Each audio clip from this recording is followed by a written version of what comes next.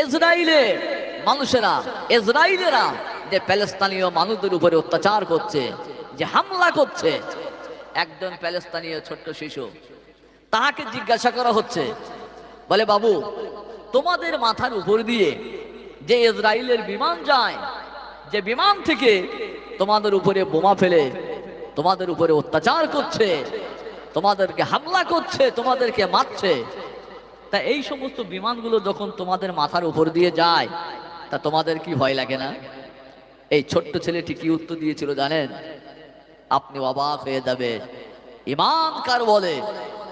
এই ছোট্ট ছেলেটি উত্তর দিতেছে, আমাদের মাথার উপর দিয়ে ইসরায়েলের বিমান যায়, কিন্তু ইসরায়েলেরা জানে না যে তাদের মাথার উপর দিয়ে আমার আল্লাহ যায়।